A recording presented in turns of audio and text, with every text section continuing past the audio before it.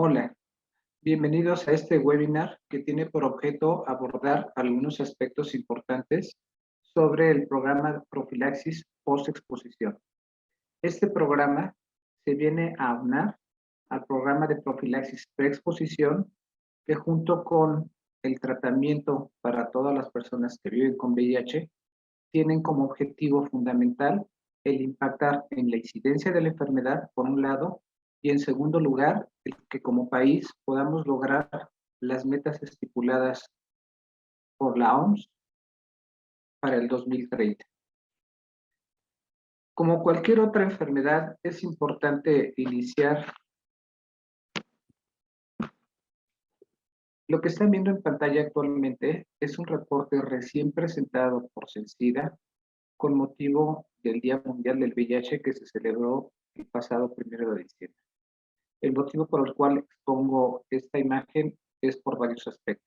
El primero, el notar en la parte inferior de la misma que actualmente en México se tiene un reporte de más de 285,000 personas que viven con VIH. El segundo detalle importante, que es lo que pueden ver ustedes marcado en la figura geométrica de color rojo, es como prácticamente más del 90% de estos casos de infección por VIH tienen como vía de transmisión la vía sexual. Esto es importante porque, como veremos durante el transcurso de la charla, esta vía sexual entra dentro de las personas que pueden ser tributarias de manejarse en este programa de profilaxis post-exposición. El otro detalle importante de esta imagen es que vean ustedes cómo en los últimos años es muy pequeña la cantidad de personas que han llegado a adquirir la infección por vía sanguínea. Esto lo señalamos porque uno de los detalles importantes dentro de la profilaxis post-exposición es incluir a los trabajadores de la salud que por algún tipo de accidente pudieran en algún momento tener riesgo de contagiarse por VIH al tener algún tipo de lesión que ponga en riesgo esta posibilidad. Haciendo un poco de historia, para entrar de lleno dentro del programa de profilaxis post-exposición, les pongo este artículo de hace muchos años, que es un artículo muy importante porque es el primer artículo en el cual se demostró que la utilización de un medicamento que es la acidobudina o acidotimidina, como se manejaba inicialmente, es un medicamento que anteriormente se utilizaba para problemas oncológicos. En este reporte, que es muy importante porque digamos que fue el primero que dio pie a todo lo relacionado al tratamiento antirretroviral para estas personas, demostró que el uso de este medicamento disminuía la posibilidad, en este caso en ratones, disminuía la posibilidad de que el virus estuviera creciendo. De tal manera que este artículo fue el pionero para que a raíz de ahí se empezaran a evaluar todas las maniobras terapéuticas necesarias para controlar la enfermedad. Y esta tabla que ustedes están viendo es una tabla muy importante porque gracias al desarrollo de estos tratamientos antirretrovirales hemos logrado afortunadamente controlar la enfermedad. Esto tiene dos aspectos importantes. El primero, evidentemente, tiene que ver con el hecho de que una persona infectada, al tener una supresión virológica, tenga la posibilidad de tener una sobrevida mayor. En segundo lugar, y no menos importante, y es lo que se está demostrando en la tabla, pueden ustedes observar cómo el uso del tratamiento antirretroviral junto con que la persona que recibe este tratamiento alcance lo que conocemos como supresión virológica, prácticamente impide la posibilidad de que la infección por VIH se pueda transmitir. Esto, ¿por qué lo menciono? Porque debemos de tomar en cuenta que el objetivo fundamental de la profilaxis post-exposición es evitar que una persona que tiene algún contacto de riesgo pueda adquirir la infección. El desarrollo de la ciudadina, como decía yo al principio de la charla, no solamente fue importante desde el punto de vista de impactar directamente en el tratamiento de las personas que viven con VIH, sino que este medicamento también se empezó a utilizar de forma profiláctica. Y lo que ustedes están viendo en pantalla es un trabajo muy importante que se llevó a cabo ya hace varios años y que consistió en tener dos grupos de pacientes. En este caso eran pacientes que tenían infección por VIH, pero que estaban embarazadas. Y este trabajo consistió en determinar qué efecto tenía el uso en las mujeres embarazadas de sidobudina para tratar de evitar una transmisión vertical, es decir, que el bebé o producto de la gestación estuviera infectado por el virus de la inmunodeficiencia humana. Y como pueden ver en la gráfica, este estudio demostró que había una reducción de más del 60% en comparación al grupo que recibió placebo para demostrar la eficacia o efectividad de la sidobudina como tratamiento profiláctico para que el bebé no naciera infectado. De tal manera que podríamos decir que este es uno de los primeros estudios que demostró la eficacia de un medicamento antirretroviral para evitar una infección por VIH. Otro estudio muy importante que quisiera yo platicar con ustedes como preámbulo es este estudio que consistió en utilizar tres grupos de parejas serodiscordantes, entendiendo por parejas serodiscordantes un componente de la pareja teniendo la infección por VIH y otro componente de la pareja no teniendo infección por VIH. Aquí es importante señalar que el componente de la pareja que tenía la infección no tenía supresión virológica. Esto es importante señalar porque, como veremos durante el transcurso de la charla, una persona que tiene infección por VIH y que no tiene supresión virológica tiene mayor posibilidad de infectar a otra persona. Volviendo a este estudio, se demostró la utilidad profiláctica de utilizar uno o dos medicamentos antirretrovirales. La profilaxis consistió en dar una tabletita de un componente que se llama tenofovir a un grupo de estas parejas serodiscordantes. A otra tercera parte del grupo se dio el tratamiento de tenofovir con emtricitabina, que es lo que, como ustedes saben, actualmente estamos nosotros en el instituto utilizando como profilaxis preexposición. Y el tercer grupo recibió placebo. Y como pueden ver en el lado izquierdo de la pantalla, hubo una disminución en la posibilidad de que las personas adquirieran la infección por VIH de un 67 a un 75%. De tal manera que este estudio y el estudio anterior nos demostró que el manejo de medicamentos antirretrovirales pueden servir de forma profiláctica para evitar que una persona pueda adquirir infección por VIH. Esto trajo como consecuencia a nivel mundial el desarrollo de múltiples guías para la profilaxis post-exposición. Esta que ustedes están viendo en pantalla, que fue prácticamente la primera guía que se publicó por parte del Departamento de Salud y Servicios Humanos de Estados Unidos, no tenía contemplado el uso de la sidobudina. Lo interesante de esta guía fue el motivo por el cual se desarrolló la misma. Y eso es en función a lo que ustedes están viendo ahorita en la pantalla, que es el primer caso reportado en Estados Unidos de un trabajador de la salud, que en este caso era una trabajadora de la salud, que estaba manipulando un tubo que tenía una muestra de sangre de un paciente con VIH. Desafortunadamente este tubo se rompe, le genera lesiones con los vidrios en las manos a la trabajadora de la salud y esta trabajadora de la salud, 4 semanas después de la exposición, empieza a presentar datos de lo que conocemos ahorita como síndrome retroviral agudo, y meses después sale con una prueba de VIH positiva.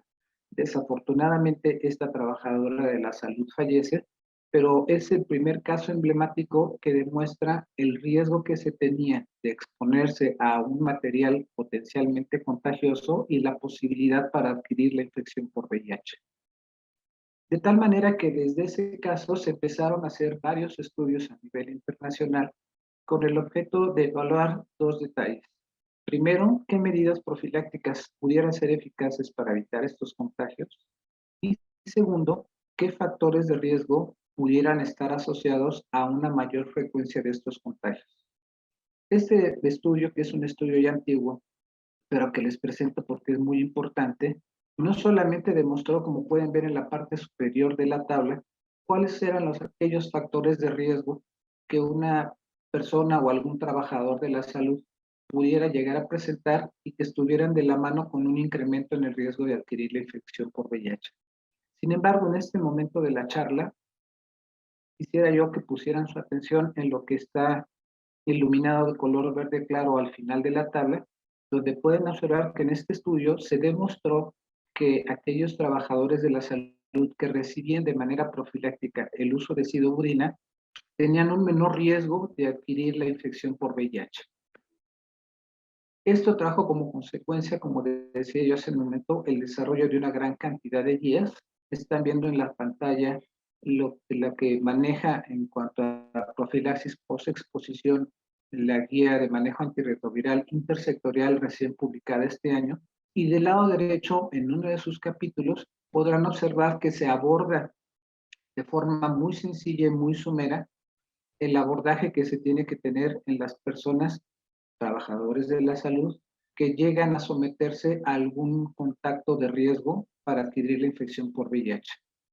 Amén de que entraremos a detalle un poquitito más adelante sobre la charla en relación al momento idóneo para iniciar el tratamiento, sí es importante señalar que en el caso de la profilaxis post-exposición es muy importante iniciar el tratamiento cuando el especialista así lo considere, idealmente dentro de las primeras 24 horas hasta un margen de dentro de las primeras 72 horas.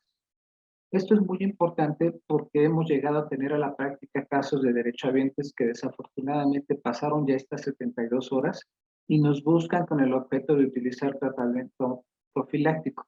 Es muy importante que tengamos claridad, por decirlo de alguna manera, como un criterio de inclusión para este programa muy importante, que la exposición se tuvo que llevar a cabo dentro de las primeras 72 horas.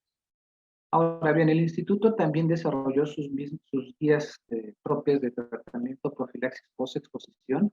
Lo que ustedes están viendo en pantalla es la guía que se realizó en el 2017 y en el lado derecho, a diferencia de la guía que presenté anteriormente de Sencida, es una guía que está diseñada de una forma un poquitín diferente porque no solamente engloba la bibliografía importante para sustentar las recomendaciones, sino que estas recomendaciones están divididas como evidencia, como recomendación y un punto de buena práctica clínica. Es importante señalar que esta guía se encuentra en proceso de actualización, de tal manera que el instituto contará con su propia guía de profilaxis post-exposición actualizada, que junto con la guía intersectorial serán las que llevaremos a cabo en la práctica clínica para poder evaluar a estos derechohabientes. Por otro lado, la profilaxis post-exposición también se encuentra incluida en un documento muy importante que se hizo público recientemente el 1 de diciembre, que es el Plan de Atención Integral. Este Plan de Atención Integral es muy importante, no solamente porque, como pueden ver en el lado derecho de la pantalla, involucra a todos los compañeros miembros del equipo de salud, la enfermera, la psicóloga, el estomatólogo, la trabajadora social, sino también, como pueden observar en la parte derecha de la imagen, este plan de atención o programa de atención integral ya incluye la profilaxis post-exposición, de tal manera que este programa prácticamente se está implementando en todo el instituto. Ahora bien, este programa no es que se esté implementando de forma reciente. Muchos de ustedes recordarán que algunos compañeros trabajadores de la salud, por haber tenido algún tipo de accidente al utilizar alguna aguja o alguna hoja de bisturí, tener algún tipo de lesión y tener la posibilidad de que esta lesión se haya contagiado con algún material potencialmente infeccioso, generaba una consulta con los especialistas para evaluar la posibilidad de recibir profilaxis post-exposición.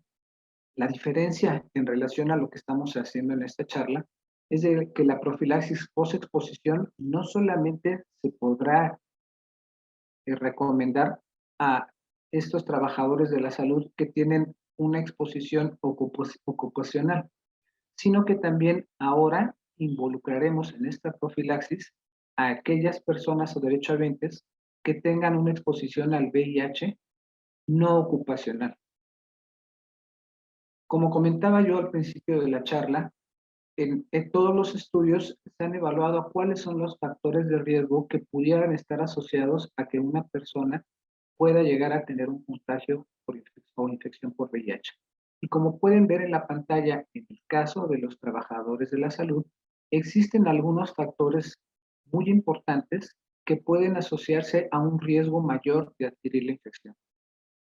A menos de que lo veamos en el transcurso de la charla, es importante aclarar que el riesgo de que una persona se pueda infectar por VIH al tener una lesión con algún objeto punzocortante es muy baja. Seguramente lo comentará en algún momento mi compañero el doctor Iván Martínez Abarca, pero sí hay algunos factores de riesgo, como pueden ver en la pantalla, que sí están asociados a un riesgo mayor de poder adquirir la infección por este tipo de exposición.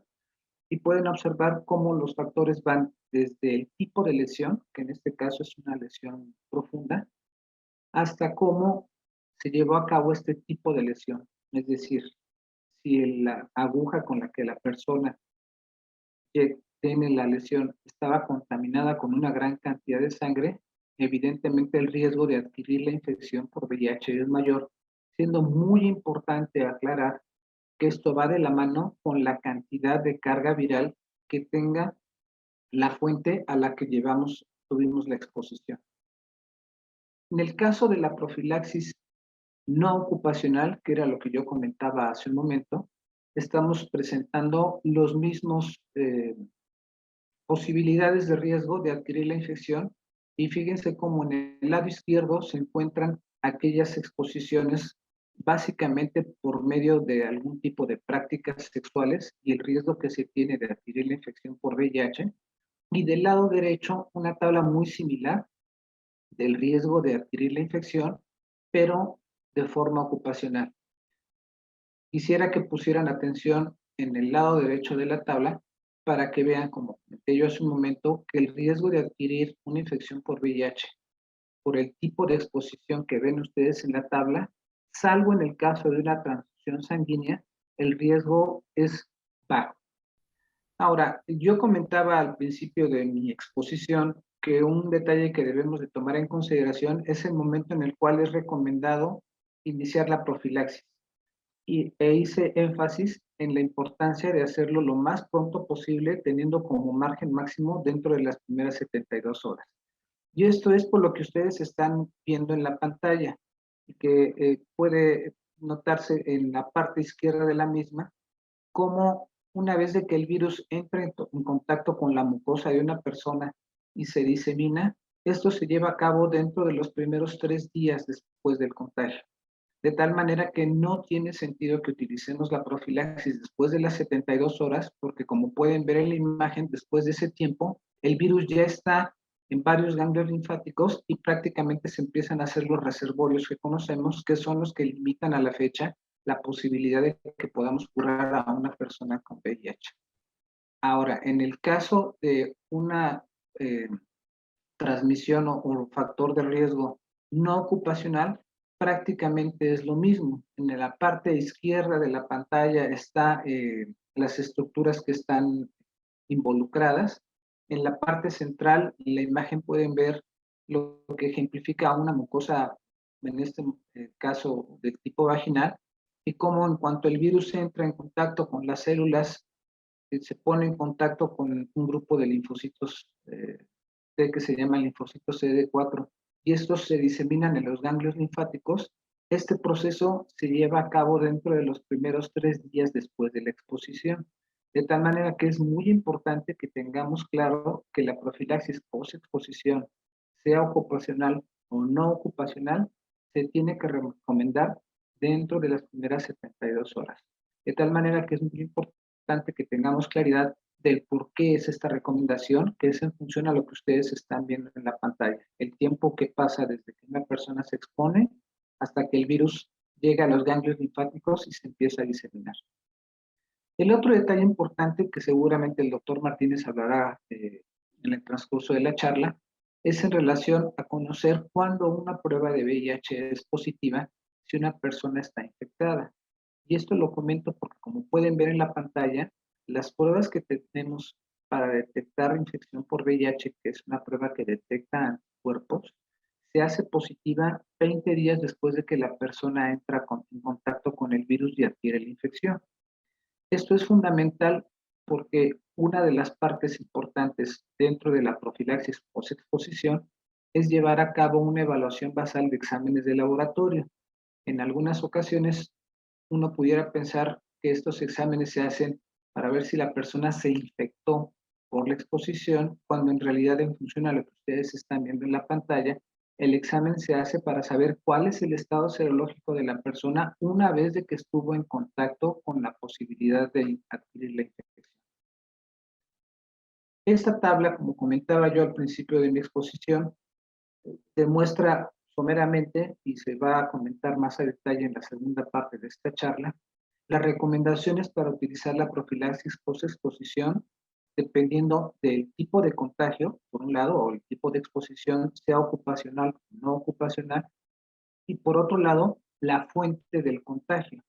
En las primeras dos columnas intermedias se ve las recomendaciones cuando la fuente de contagio es una persona que tiene infección por VIH.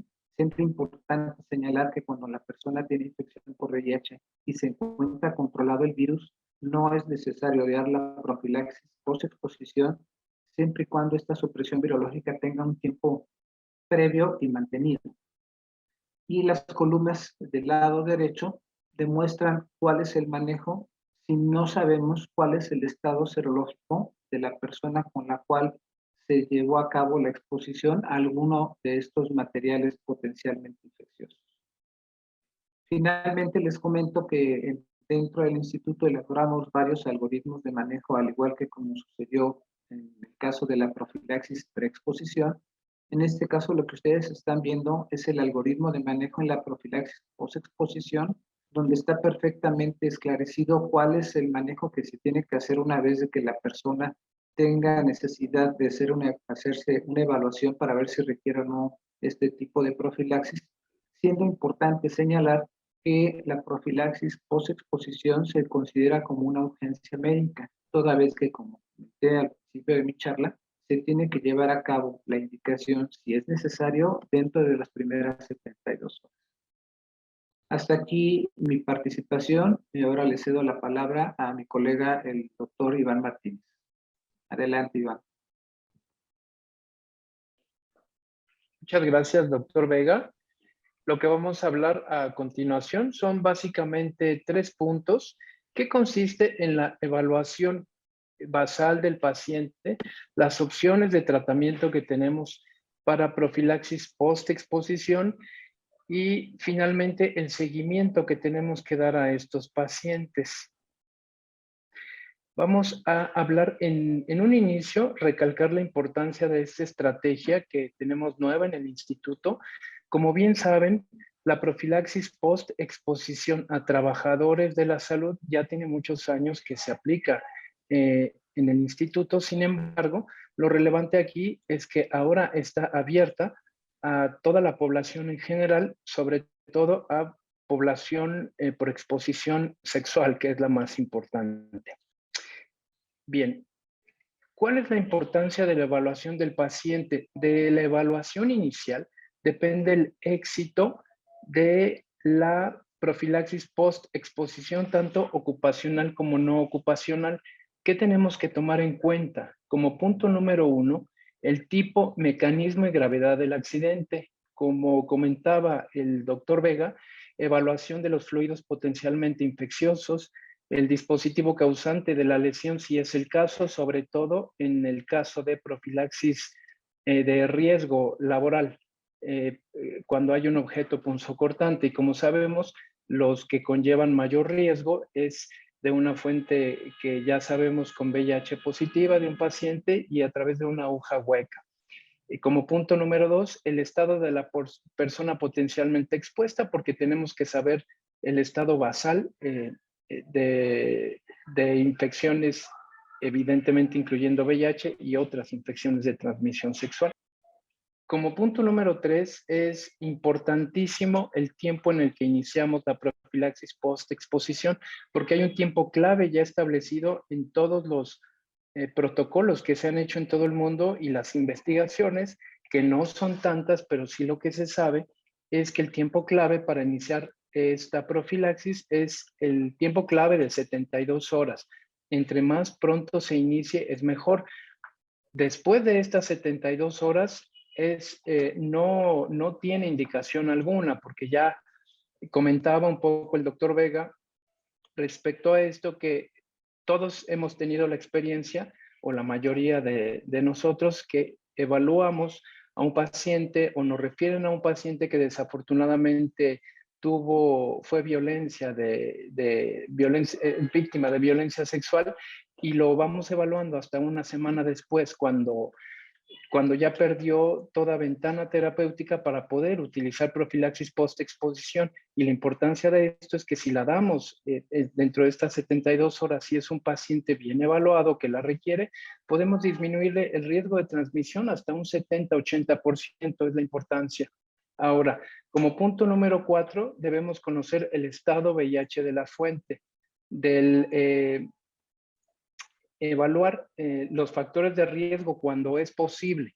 Si es, por ejemplo, si es un paciente que vive con VIH y tenemos posibilidad de evaluar el historial de tratamiento antirretroviral, si ha tenido fallas a este tratamiento, si utiliza un tratamiento ya de rescate, incluso si tiene genotipos, esta historia a veces es complicado tenerla en algún paciente y sobre todo aplica para profilaxis post-exposición en el ámbito laboral, cuando es a través de un paciente que se conoce ya con la historia de tratamiento, pero es muy importante en este caso hacerlo.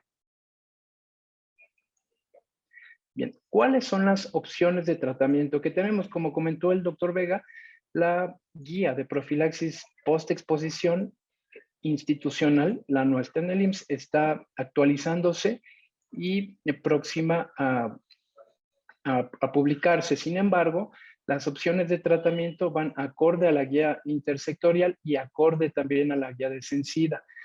¿Cuál es lo relevante de esto? Es que debemos saber que el esquema preferido y esquema de primera línea, así como dictan todas las guías internacionales de tratamiento, es un tratamiento coformulado. En este caso, para la mayoría de las personas mayores de 6 años, más de 25 kilos y con una función renal calculada de más de 30 mililitros por minuto, será un esquema preferente con Bictegravir, tenofovir alafenamida y emtricitabina. ¿Por qué? Porque es un esquema coformulado en una tableta pequeña y que se tolera mejor.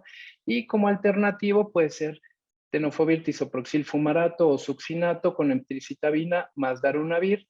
En embarazadas, el backbone de tratamiento con tenofovir, emtricitabina más raltegravir o dolutegravir, con las salvedades del dolutegravir, que sabemos la interferencia con defectos en el tubo neural, que cada vez está más alejado de ello, pero tenemos que tomarlo en cuenta en la evaluación de las pacientes embarazadas y en personas con función renal calculada menor a 30 mililitros por minuto. Una opción preferente para ellos será darunavir con cobicistat por la propia depuración, que no tenemos problema en utilizar estos medicamentos, como lo dice la guía con dolutegravir.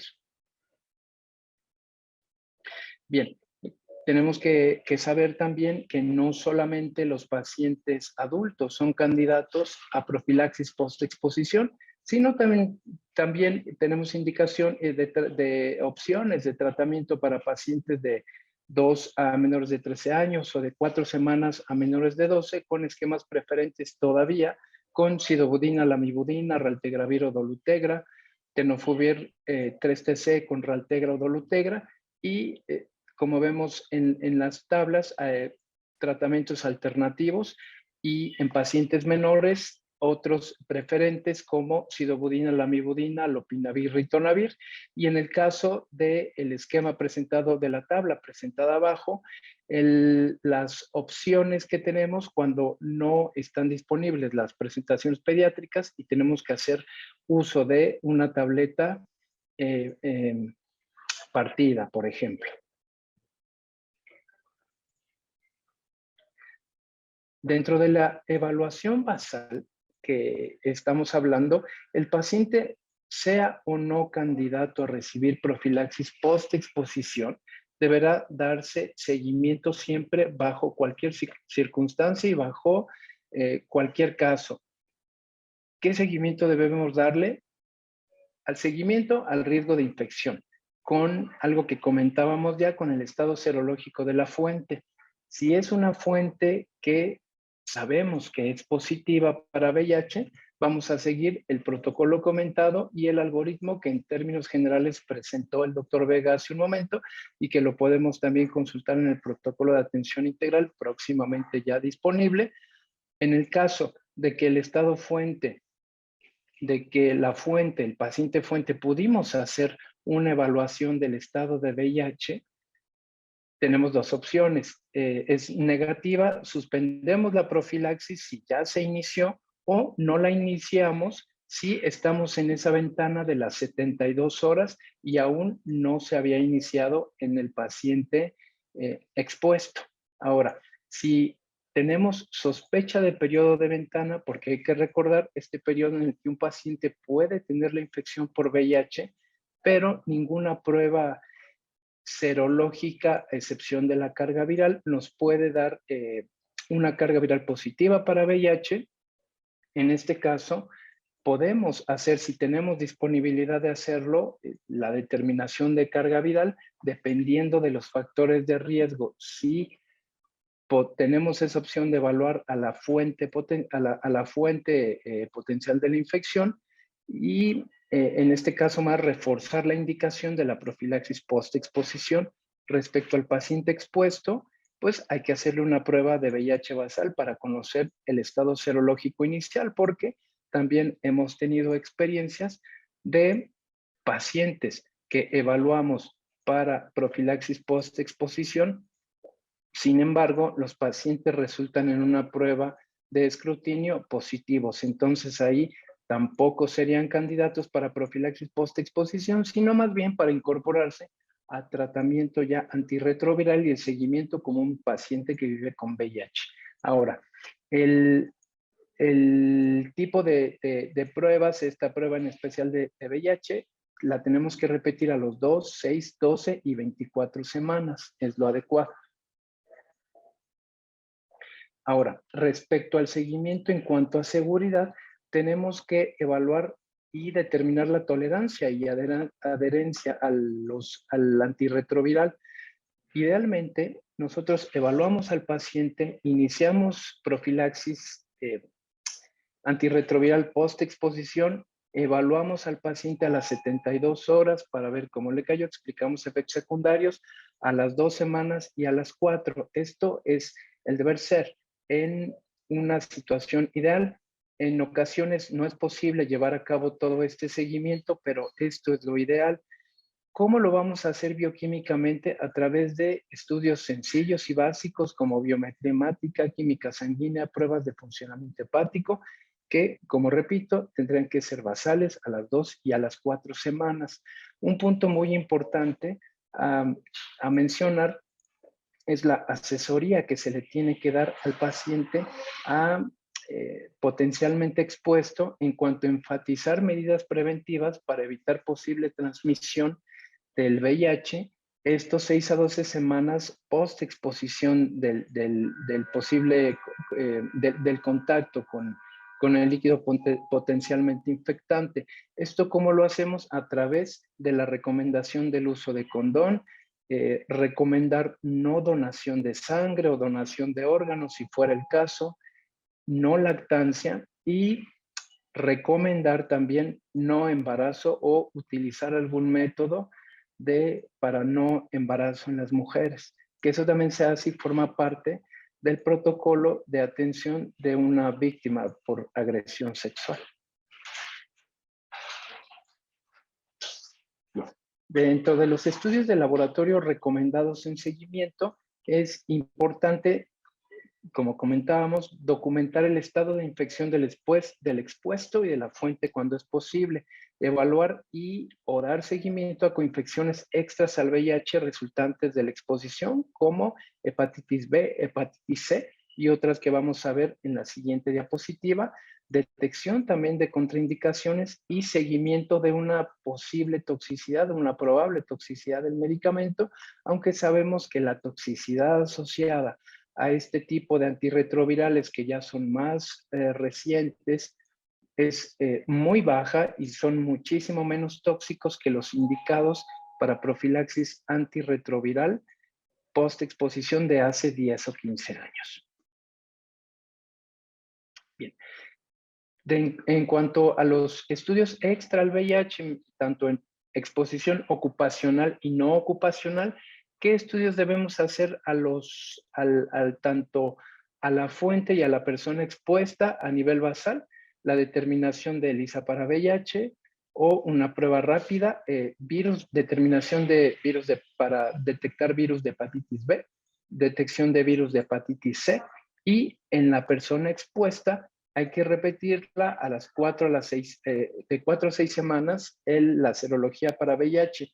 En el caso de disponibilidad de una serología de ELISA de cuarta generación para VIH, lo repetiremos a los 3 o 4 meses, y en el caso de contar con serología para VIH de tercera generación, lo haremos a los 6 meses. Esto por la detección de anticuerpos propia de la prueba ELISA de tercera generación que veíamos en una gráfica anterior, y además a los 6 meses debemos hacer una evaluación nuevamente de determinación de virus, serología para virus de hepatitis B y virus de hepatitis C.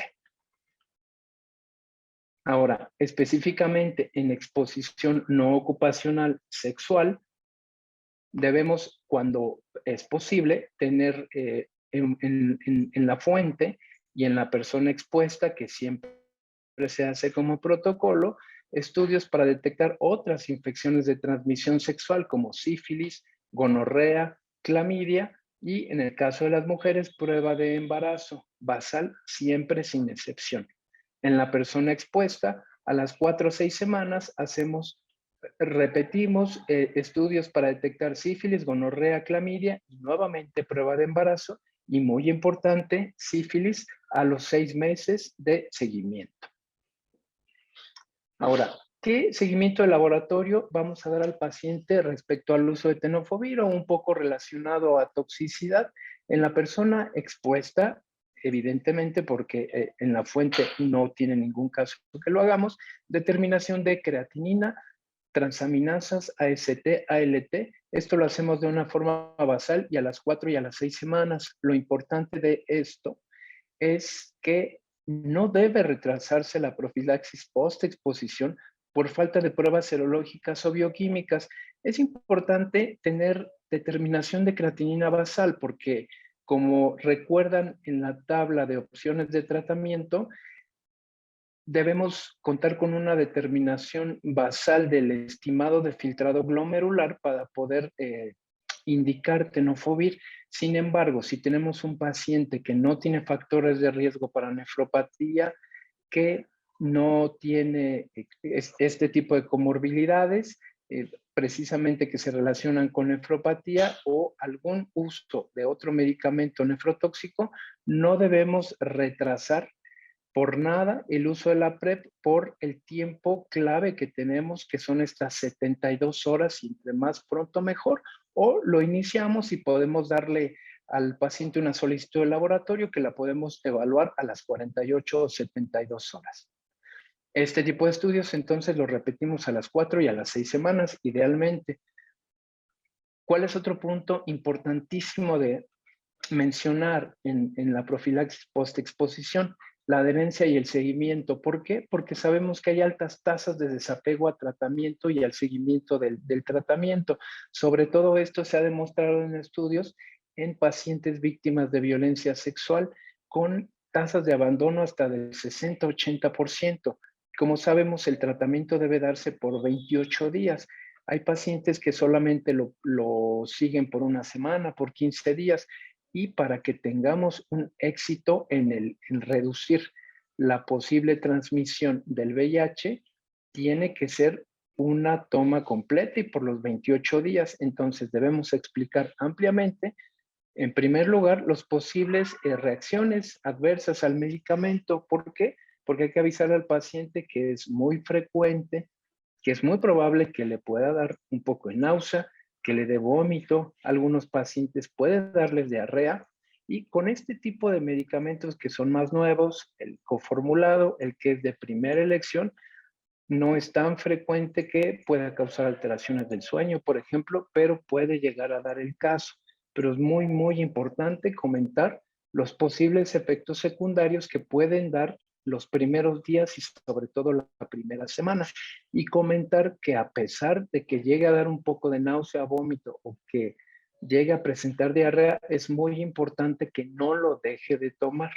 Ahora, respecto a este punto, es muy importante apoyarse con psicología y con trabajo social. Con psicología, sobre todo, a los pacientes o las pacientes que son víctimas de violencia sexual y en general apoyarse con todos los pacientes que evaluemos para profilaxis post-exposición con trabajo social para que pueda lograrse éxito en esta estrategia.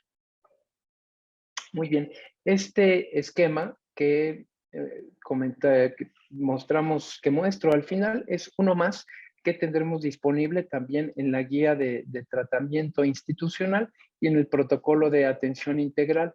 Quiero comentar como punto final que la profilaxis post-exposición es una estrategia que